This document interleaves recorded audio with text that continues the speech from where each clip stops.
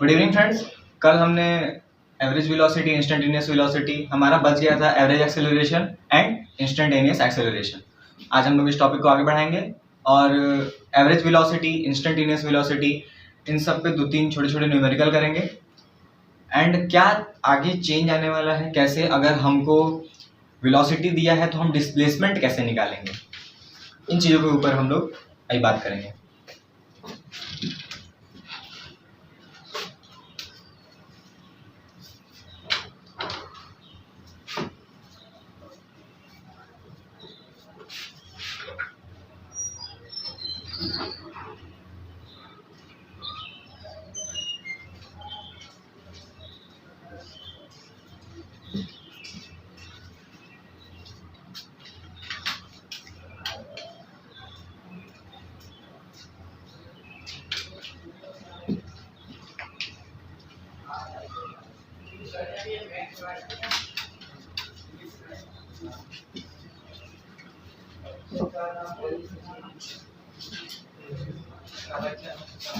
Average acceleration and instantaneous acceleration. Average acceleration क्या होता है?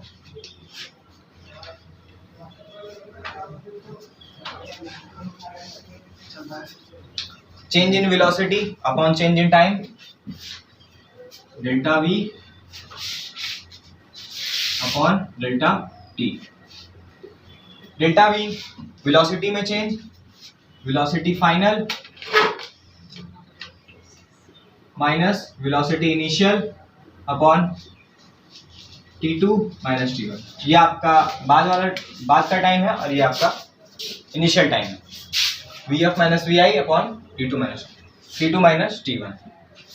ये इसी का डिफरेंशियल फॉर्म इंस्टेंटेनियस एक्सेलरेशन। इसी डेल्टा को आपको d से रिप्लेस कर देना है, dv अपॉन dt।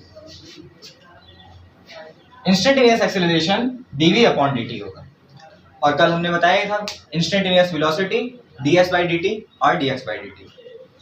अब हम लोग देख लेते हैं कि अगर आपकी वेलोसिटी जो है वो वेक्टर फॉर्म में है, मतलब कुछ वेलोसिटी x डायरेक्शन में है, कुछ वेलोसिटी y डायरेक्शन में है, कुछ वेलोसिटी z डायरेक्शन में है, तो फॉर्मूला कैसा होगा?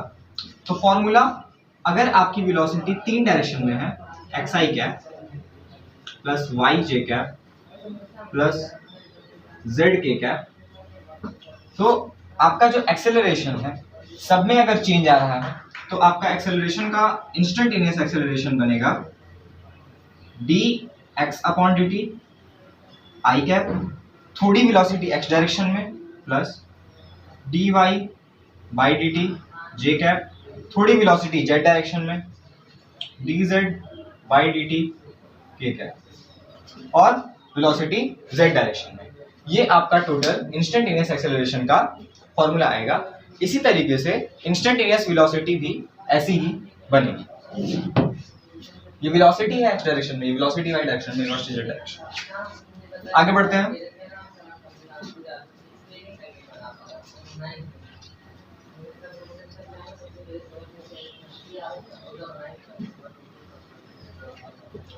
अगर वेलोसिटी बढ़ रही है तो एक्सेलरेशन बढ़ेगा,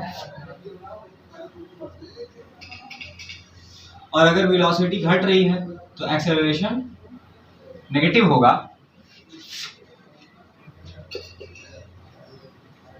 इसे ही हम रिटार्डेशन बोलेंगे।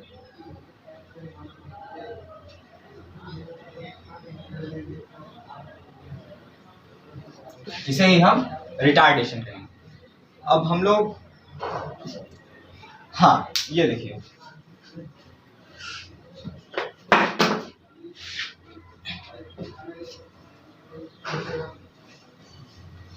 हम लोग एक क्वेश्चन देखते हैं। Find the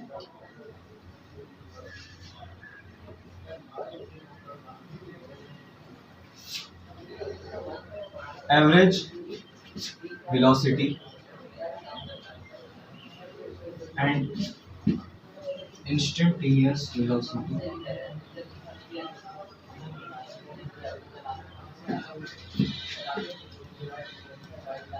if x is equal to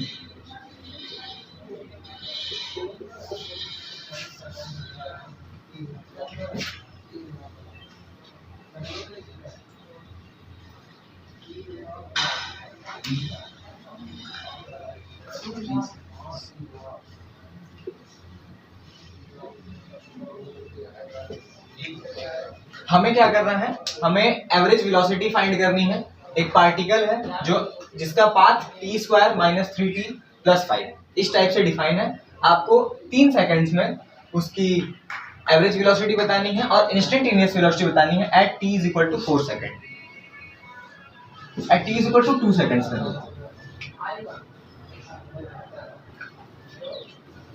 in 3 seconds में एवरेज वेलोसिटी, तो क्या निकालेंगे, पहले t की वैल्यू, इनिशियल वैल्यू t1 को क्या पुट करेंगे 0, then x is equal to यहाँ 0 पुट करेंगे, 0 का स्क्वायर 0 माइनस 3 इंटू 0 0 5 आएगा। यानी कि जब टाइम 0 है तो उसका डिस्प्लेसमेंट कितना है 5 मीटर्स।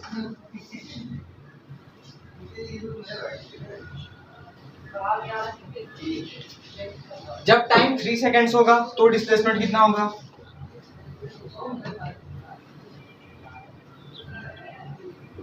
यानी कि फाइनल पोजीशन 3 सेकंड के बाद कुछ आगे गया होगा पार्टिकल। 3 3 9 माइनस 3 3 9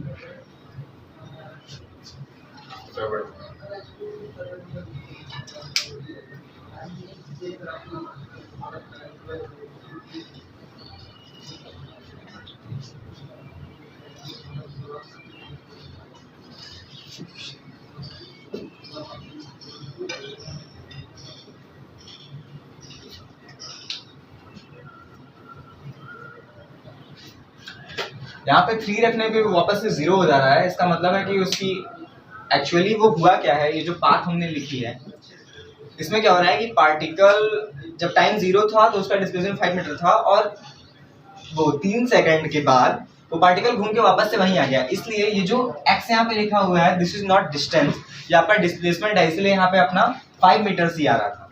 अब ये सोचने बड़ा अजीब लग रहा है कि टाइम 0 है तो भी डिस्प्लेसमेंट 5 मीटर है, टाइम 3 सेकंड्स है तो भी डिस्प्लेसमेंट 5 मीटर है, ये कैसे पॉसिबल है?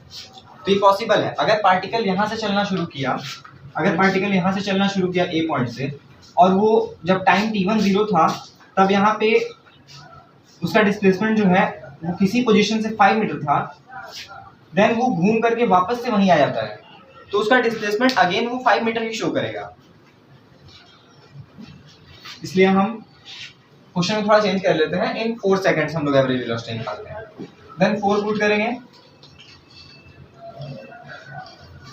देन आपका 4 4 जो 16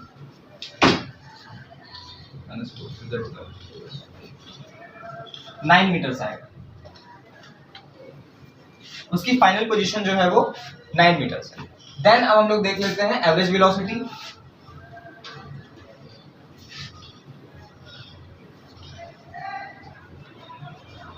delta x upon delta t, x final minus x initial upon t2 आने वाली timing minus t1, x final 9 minus 5 upon t2 3 minus 0, first time initial time 0, 9 minus 5 is 4 by 3, then 4 by 3 meters per second, ये आपकी आएगी average velocity. Average velocity तो easy था, delta x upon delta t, x final minus x initial करके time final minus time initial, t2 minus t1 या tf minus ti भी आप लिख सकते हैं। आप एवरेज वेलोसिटी फाइंड कर लेंगे। देन इंस्टेंटेनियस वेलोसिटी के लिए अब यहां से खेल शुरू होता है। इंस्टेंटेनियस वेलोसिटी के लिए आपको इस पाथ के एक्सप्रेशन को टाइम के रिस्पेक्ट में डिफरेंशिएट करना होगा। dx by dt बार बार लिख रहे थे, वेलोसिटी इंस्टेंटेनियस, तो हम लोग इसको डिफरेंशिएट करते हैं। कल डिफरेंशिएशन का जो बेसिक फार्मूला है जो इसमें यूज होने वाला है और जो कई क्वेश्चंस में यूज होगा, प्रोडक्ट रूल बता दिए थे, उसको यूज करते हैं। dx upon dt is equal to, क्या फॉर्मूला था, 2 नीचे आ जाएगा, t पे पावर 2 माइनस 1 माइनस 3, t है, t का डिफरेंशिएशन 1 प्लस कांस्टेंट का डिफरेंशिएशन 0। आपका एक्सप्रेशन क्या बनेगा, 2t माइनस 3, यही आपकी वेलोसिटी। अब वेलोसिटी निकालने के लिए क्या बोला है, this is instantaneous velocity at time t is equal to 2 seconds. तो t की जगह 2 पुट कर देंगे, 2 to the 4 -3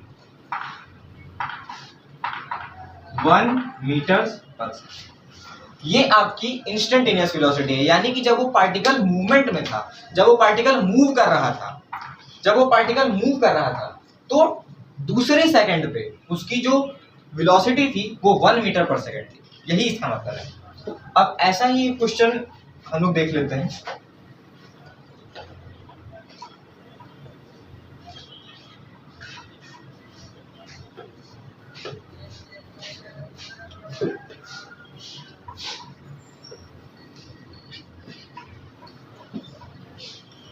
Newton's equation of motion v is equal to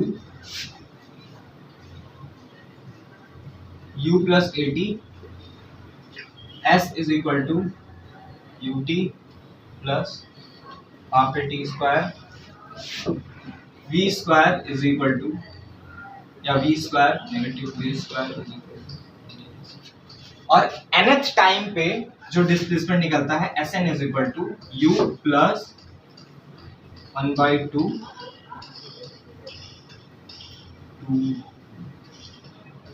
n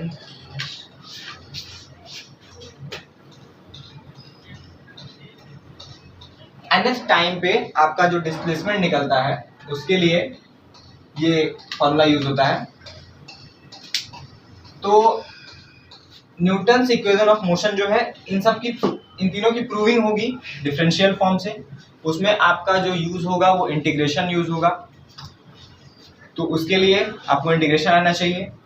integration थोड़ा सा हम बता देते हैं जितना यूज होगा इसमें, इसकी प्रूविंग भी दिखा देते हैं, देन फिर क्वेश्चंस करते हैं एक साथ मिलकर के सबका।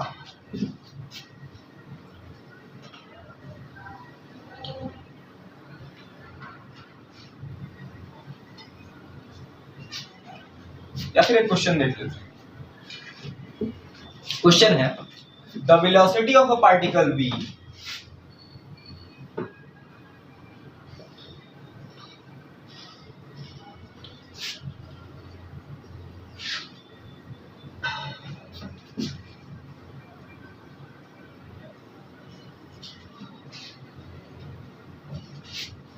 v is equal to v naught plus gt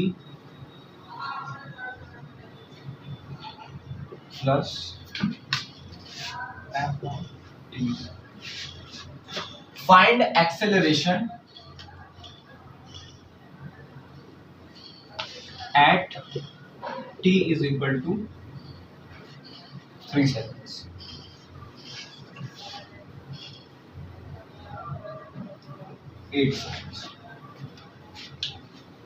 The velocity of a particle is equal to v naught plus gt plus f into t square.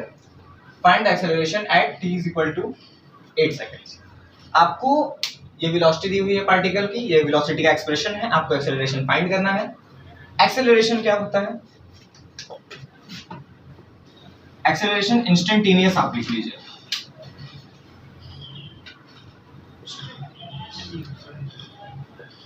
Instantaneous acceleration at t is equal to 8 seconds. Instantaneous acceleration क्या होता है?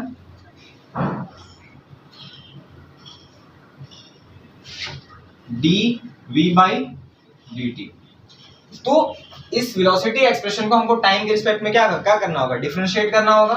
Differentiate करते हैं हम लोग, then dv by dt is equal to v naught, एक constant है, constant का डिफरेंशिएशन 0 प्लस gt, g को पकड़ा, t का differentiation 1 plus f into T square, f एक कांस्टेंट है, कांस्टेंट बाहर आ जाएगा, t स्क्वायर का differentiation 2t। t is equal to कितना पुट करना था? 8 सेकंड। ये जो बीच में डॉट लगा रहा है तो मल्टीप्लिकेशन है। देखिए तो g प्लस यहाँ पे 8 पुट करेंगे, 8 टू 16, 16f, इतना मीटर पर सेकंड स्क्वायर। इतने मीटर्स पर सेकेंड स्क्वायर आपका एक्सेलरेशन आएगा। छोटा सा क्वेश्चन था ये, सॉल्व हो गया। हम लोग बात करते हैं इंटीग्रेशन की।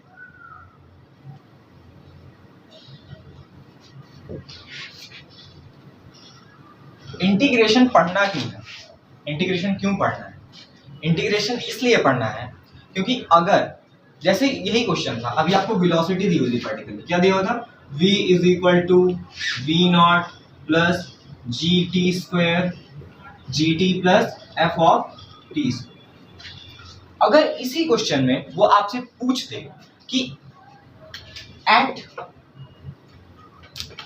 वो आपसे पूछ दे position in x is equal to 0,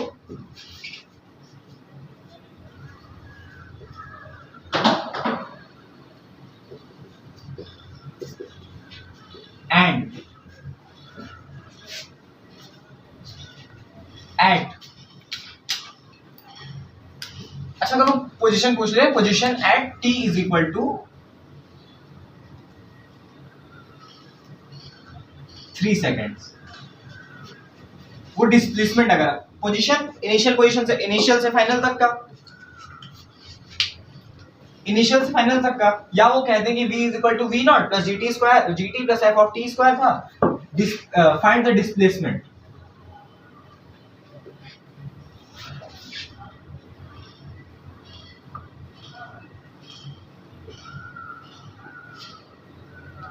eight in 3 seconds. 3 second में पार्टिकल का डिस्प्लेसमेंट कितना है बताइए? तो उसके लिए क्या करना होगा? हम वेलोसिटी को लिखेंगे। कैसे लिखेंगे, क्या करेंगे? वेलोसिटी को हम क्या लिख सकते हैं? D S by D T लिख सकते हैं वेलोसिटी को, is equal to V naught plus G T plus F of T. अब ये जो dt है ये टर्म उठ के इधर जाएगा और इस पूरे को टाइम के रिस्पेक्ट में अब इंटीग्रेट करेंगे। जब इंटीग्रेट करेंगे तो एक और एक्सप्रेशन आएगा, v not plus G T square by 2 plus F of T cube by 3, एक एक्सप्रेशन आएगा। उसमें हम t की वैल्यू को 3 पुट करेंगे और जब ds का इंटीग्रेशन करेंगे तो पूरा डिस्प्लेसमेंट आ जाएगा s। फिर आप निकाल सकते हैं, एक बार t की वैल्यू 3 पुट करेंगे और एक बार 0 पुट करेंगे, लो upper limit minus lower limit, then आपको जो आंसर मिलेगा वही आपका डिस्प्लेसमेंट होगा इन इनिशियल 3 सेकंड्स में। तो उसके लिए आपको इंटीग्रेशन आना चाहिए, थोड़ा इंटीग्रेशन दिखाते हैं। वेलोसिटी से डिस्प्लेसमेंट निकालना हो या एक्सेलरेशन से वेलोसिटी निकालना, देखिए x एस बी, डिस्प्लेसमेंट से वेलोसिटी में जाना हो तो इसको टाइम के रिस्पेक्ट में क्या करेंगे? डिफरेंशिएट कर देंगे, d by D T of S. Velocity से एक्सेलरेशन में जाना हो तो वेलोसिटी को टाइम के रिस्पेक्ट में डिफरेंशिएट कर देंगे। आपको क्या मिल जाएगा? ये आपको वेलोसिटी मिल गई, ये आपको एक्सेलरेशन। क्लियर? डिस्प्लेसमेंट से वेलोसिटी में जाना हो टाइम के रिस्पेक्ट में डिफरेंशिएट कर दो, इंस्टेंटेनियस वेलोसिटी आ गई। वेलोसिटी से एक्सेलरेशन जाना हो, वेलोसिटी को टाइम के रिस्पेक्ट में डिफरेंशिएट कर दो, एक्सेलरेशन आ गया। अब एक्सेलरेशन से आगे अभी नहीं जाना है। हाँ, यही अगर आपको उल्टा आना हो तो ध्यान दीजिएगा, अगर आपको acceleration is equal to something, कुछ एक्सप्रेशन लिख के दिया हुआ है, वेलोसिटी चाहिए, वेलोसिटी का एक्सप्रेशन लिख के दिया हुआ है, डिस्प्लेसमेंट चाहिए, तो ये काम तो पता है, इंटीग्रेशन वाला काम आपको दिखाता है। इंटीग्रेट करना पड़ेगा, देखिए कैसे करेंगे। जहां पे वेलोसिटी दिया होगा, जहां कहीं भी वेलोसिटी दिया होगा उसको हम ds बाई डी टी कर देंगे। जो भी एक्सप्रेशन वेलोसिटी का दिया होगा उसको टाइम के रिस्पेक्ट में इंटीग्रेट कर देंगे। एग्जांपल से ज्यादा अच्छे समझ में आएगा। अगर आपको वेलोसिटी दिया हुआ है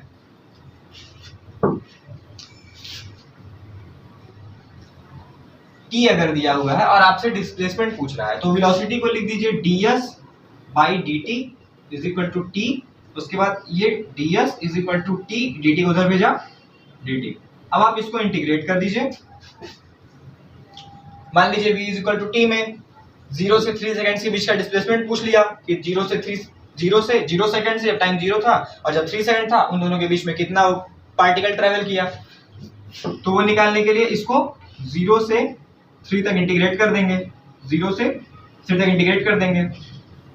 डेल्टा ds का तो आपका इंटीग्रेशन s हो जाएगा इज इक्वल इसका इंटीग्रेशन t²/2 आएगा।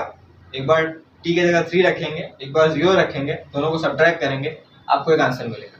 ये इससे क्या पता चल रहा है, मेरे को सिर्फ ये बताना है कि वेलोसिटी से आपको डिस्प्लेसमेंट में जाना हो तो ये प्रोसीजर फॉलो करना पड़ेगा, और ये प्रोसीजर आप तो फॉलो कर लेंगे, लेकिन यहाँ जो काम होने वाला है ये अभी आपको इंटीग्रेशन बताएगा कि ये काम कैसे करना है। और इसी तरीके से आपको एक्सेलरेशन दिया हो a = t², तो एक्सेलरेशन को आप लिख लीजिएगा dv/dt। देन फिर टाइम आपका इधर जाएगा, टाइम के रिस्पेक्ट में आप इसको इंटीग्रेट करेंगे, देन आपको जो है कि वेलोसिटी की वैल्यू आ जाएगी। अगर फिर वेलोसिटी dv का भी आ जाएगा, वेलोसिटी का कुछ एक्सप्रेशन बनेगा, टाइम t की वैल्यू पुट करके आप आंसर निकाल लेंगे। और अगर आपको एक्सेलरेशन से भी डिस्प्लेसमेंट में जाना हो तो वेलोसिटी एक्सप्रेशन निकालने के बाद जो वेलोसिटी एक्सप्रेशन बनेगा उसको वापस से इंटीग्रेट कर देंगे, मतलब डबल इंटीग्रेशन, देन आपको डिस्प्लेसमेंट की वैल्यू मिलेगी।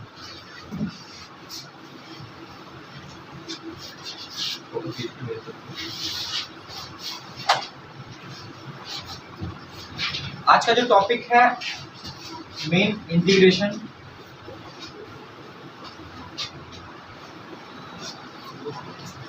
Integration of x to the power n is equal to x to the power n+1 upon n+1। Integrations आपके दो टाइप्स के होंगे, इंडेफिनिट इंटीग्रेशन और डेफिनिट इंटीग्रेशन। डेफिनिट इंटीग्रेशन में आपको बेसिकली लिमिट दी होगी एंड इनडेफिनिट इंटीग्रेशन में आपको लिमिट नहीं दी होगी। जब भी x to the power n को इंटीग्रेट करते हैं, ये सिंबल होता है इंटीग्रेशन का, this is the symbol of integration. जब हम इसको इंटीग्रेट करते हैं x to the power n+1 upon n+1 और एक कांस्टेंट c आता है साथ में, एक कांस्टेंट c आता है साथ में। ये c तभी आएगा जब आप इंडेफिनिट इंटीग्रेशन करेंगे, ये c नहीं आएगा जब आप डेफिनिट इंटीग्रेशन करेंगे। मतलब जब आपको कुछ लिमिट दी होगी, जैसे 0 से 5 सेकंड लिमिट दी होगी तो इंटीग्रेशन कांस्टेंट नहीं आएगा, ये इंटीग्रेशन कांस्टेंट है।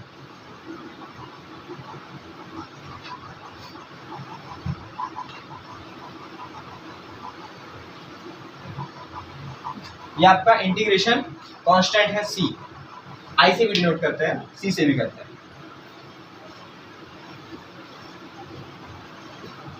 ये फॉर्मूला आपको ध्यान रखना है। 2-3 एग्जांपल देख लीजिए इसमें। x to the power 5 का integration, integration of x to the power 5, कुछ नहीं करना है, जो पावर है उसमें एक जोड़ देना है और जो पावर जनरेट होगी उसी से डिवाइड कर देना है। x to the power 5 + 1 is 6 divided by 6 plus integration constant c, integration of 5 x to the power 7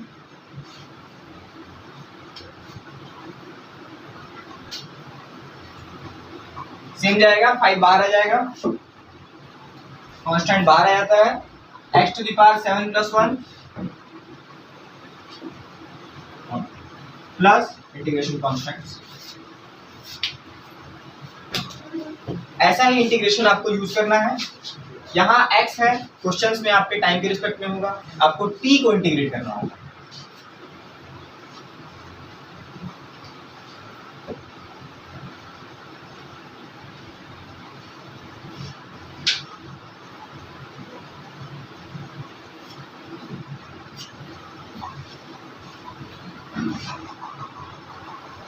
integration of 1 dx, अगर इसका इंटीग्रेशन आपसे पूछ रहा है 1 dx का इंटीग्रेशन, या इंटीग्रेशन ऑफ dx है सर, या कोई कांस्टेंट नंबर है, इंटीग्रेशन ऑफ 5 dx, तो इसका इंटीग्रेशन कैसे निकालेंगे? तो देखिए 1 का मतलब क्या हुआ, x to the power 0,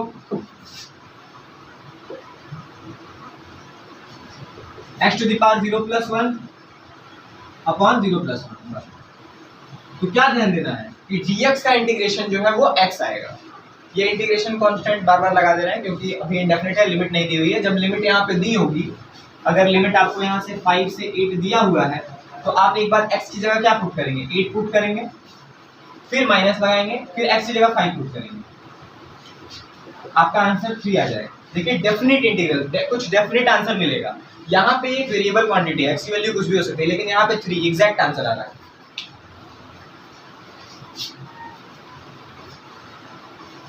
integration of 5 dx, 5 बाहर आएगा, ये आपका इंटीग्रेशन ऑफ dx ही बन गया। देन आपका ये 5x + c, लिमिट दी होगी, लिमिट पुट करेंगे, आंसर निकालेंगे।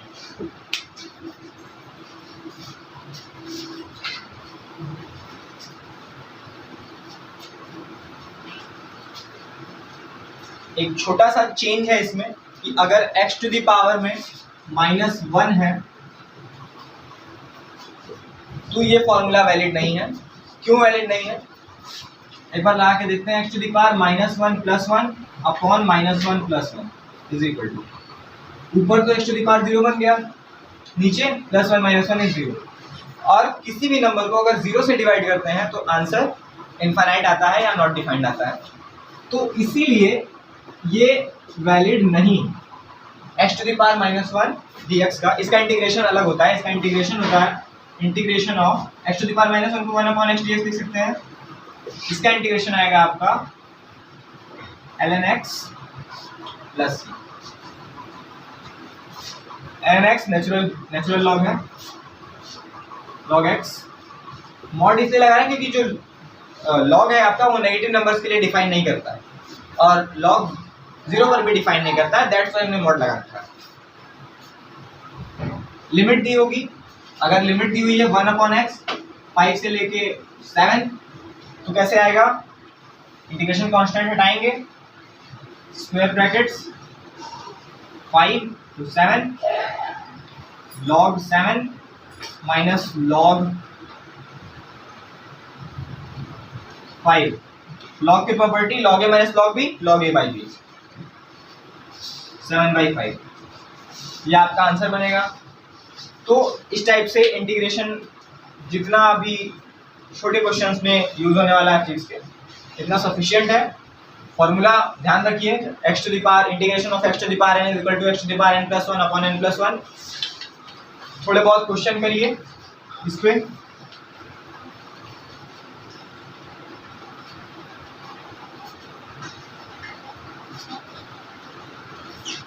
इंटीग्रेशन ऑफ √x, ये सारा आप करिएगा खुद से। Integration of x to the power 3/2 into dx, integration of 1/x dx, ये सारे अलग अलग क्वेश्चन हैं।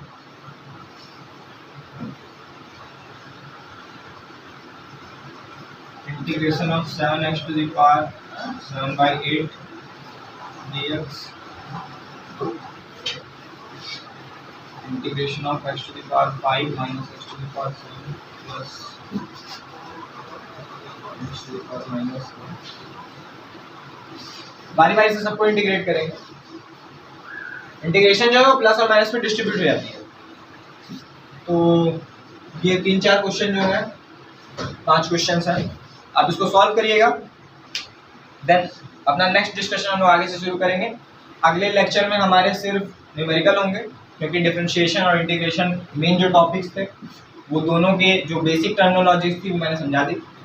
अपने पास सिर्फ क्वेश्चन बचता है इसमें, और आगे भी कुछ नए टॉपिक्स बचेंगे तो उसको आगे कवर कराएंगे। अभी के लिए थैंक यू।